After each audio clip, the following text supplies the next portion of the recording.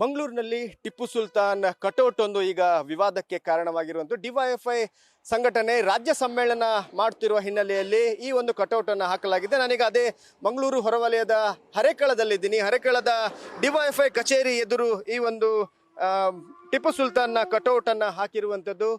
ಇದೇ ಫೆಬ್ರವರಿ 25ರಿಂದ 27ರವರೆಗೆ ಈ ಒಂದು ರಾಜ್ಯ ಸಮ್ಮೇಳನದ ಡಿವೈಎಫ್ಐ ಆಯೋಜಿಸಿದೆ. ಈ ಹಿನ್ನೆಲೆಯಲ್ಲಿ ಈ ಒಂದು ಕಟೌಟ್ ಅನ್ನು ಹಾಕಲಾಗಿದೆ.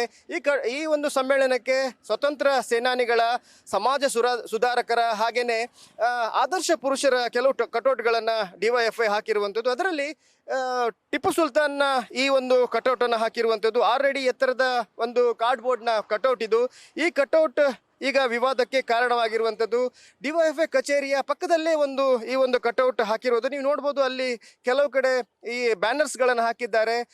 ಡಿವೈಎಫ್ಐನ 12ನೇ ರಾಜ್ಯ ಸಮ್ಮೇಳನ ಇದು. ಈ ಹಿನ್ನೆಲೆಯಲ್ಲಿ ಫೆಬ್ರವರಿ 25ರಿಂದ 27ರವರೆಗೆ ಈ ಒಂದು ಸಮ್ಮೇಳನ ನಡೀತದೆ. ಯೂನಿಟಿ ಹಾಲ್, ಕಲ್ಲಾಪಿನ ಯೂನಿಟಿ ಹಾಲ್ನಲ್ಲಿ ಈ ಒಂದು ಸಮ್ಮೇಳನ ನಡೆಯಿರುವಂಥ ಈ ಹಿನ್ನೆಲೆಯಲ್ಲಿ ಎಲ್ಲ ಕಡೆ ಈ ಒಂದು ಕಟೌಟನ್ನು ಹಾಕಿರುವಂಥ ಈ ಕಟೌಟನ್ನು ತೆರವುಗೊಳಿಸ್ಲಿಕ್ಕೆ ಈಗ ಪೊಲೀಸರು ಮುಂದಾಗ್ತಾ ಇದ್ದಾರೆ. ಪೊಲೀಸರು ಈಗಾಗಲೇ ನೋಟಿಸನ್ನು ಕೊಟ್ಟಿರುವಂಥದ್ದು.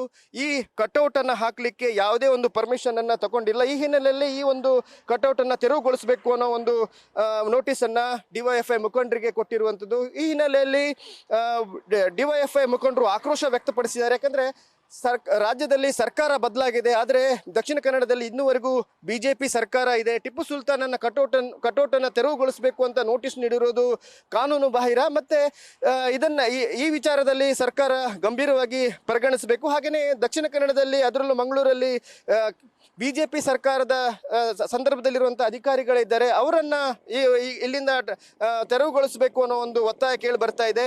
ಯಾವುದೇ ಕಾರಣಕ್ಕೂ ಈ ಒಂದು ಕಟೌಟನ್ನು ನಾವು ತೆರವುಗೊಳಿಸುವುದಿಲ್ಲ ಅನ್ನುವ ಒಂದು ಆಕ್ರೋಶವನ್ನು ಡಿವೈಎಫ್ಐ ಮುಖಂಡರು ಮಾಡಿದ್ದಾರೆ. ಈಗ ನೋಡಬೇಕು ಪೊಲೀಸರು ಇದ್ರ ಬಗ್ಗೆ ಯಾವ ರೀತಿಯ ಕ್ರಮಗಳನ್ನು ಕೈಗೊಳ್ತಾರೆ ಅಂತ. ಕ್ಯಾಮ್ರಾಮ್ಯಾನ್ ಪ್ರಶಾಂತ್ ಅವರೊಂದಿಗೆ ಕಿರಣ್ ನ್ಯೂಸ್ ಸಿರ್ಸಿಕ, news first, Mangaluru. News first, ನಿರ್ಭೀತಿಯಿಂದ ನಿಮ್ಮ ಪರವಾಗಿ.